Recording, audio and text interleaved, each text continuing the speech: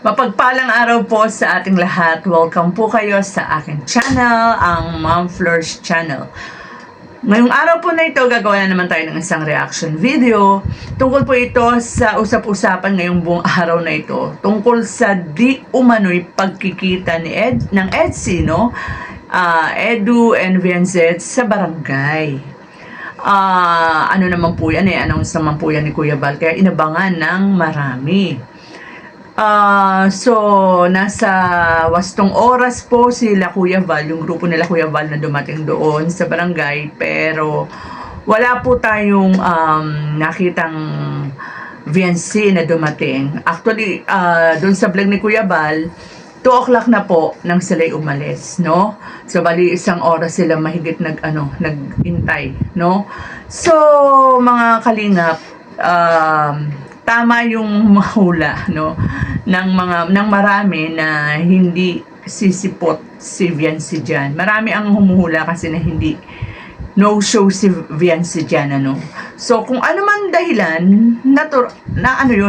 given na siya ay maaaring pinayuhan o nag-advise kung sino man yung mga nakapaligid sa kanya.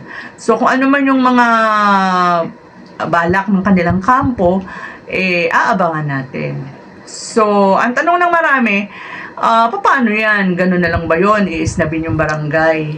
Actually, ang pagkakaalam ko po dyan, pero kahit na medyo may idea ako, inano ko pa rin po, sinearch ko pa rin sa Google.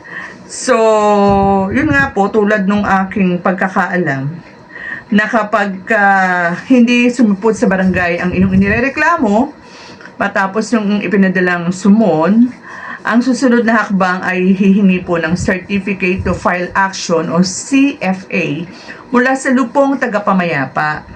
Ang dokumentong ito ang magbibigay daan upang dalhin ang reklamo sa korte o sa angkop na ahensya ng gobyerno. So, ganito po kasi yung proseso niyan. Pagtiyak na nasunod ang proseso, siguraduhin nakatanggap at nakapirma ang inirereklamo sa hindi bababa sa 3 magkakasunod na sumon o patawag ng barangay. So, 3 beses po siyang patatawag, no? And ang hindi pagdalo ay dapat nakatala sa minutes ng lupon.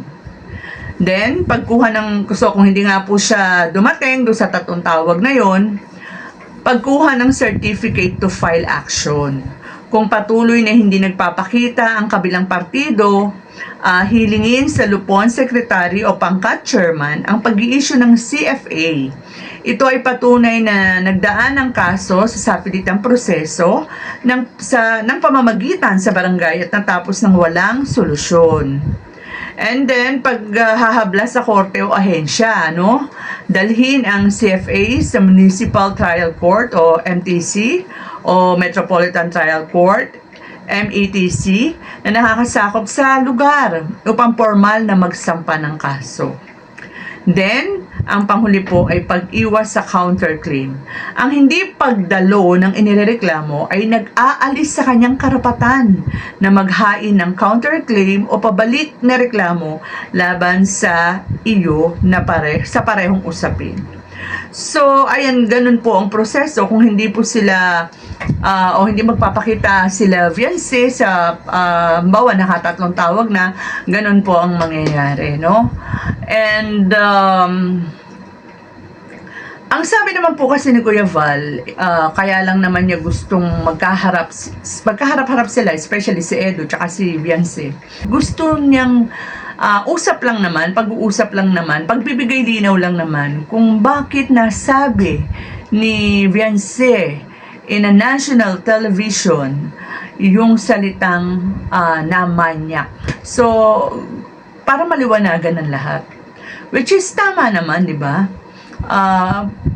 Pag-usapan, bakit mo nasabi na ikaw ay ganyan nga, may karanasan ka kay Edu? Siyempre, karapatan din naman nating marinig o karapatan din naman ni Edu na ibigay yung kanyang side.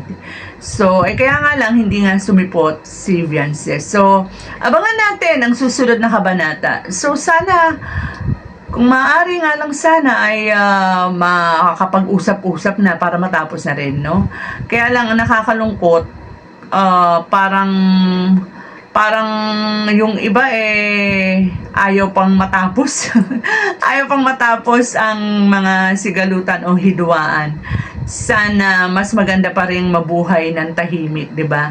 At kung ano man yung mga balakin o mga pangarap sa buhay, ay mas magandang gawin ito ng tahimik at mapayapa, no? So, ayan, mga kalingap, sana nga isa tayo sa nagnanais na matapos na itong sa mga sigalot na ito. Kasi yun din naman ang gusto ni Kalingap Rab una pa lang, at saka ni Kalingap Edu ang matapos na. Si Kalingap Edu nga ayaw na halos magsalita Kaya lang si Kuya Bal, ang gusto niya, mabigyan din naman ng tinig o boses si Edu para maiparinig na yung side niya. So, with that mga kalingap, hanggang dito na lang muna ang ating kwentuhan. And mag-iingat po tayong lahat. And God bless. Sa mahihirap, ang pagtulong nyo ay inspirasyon.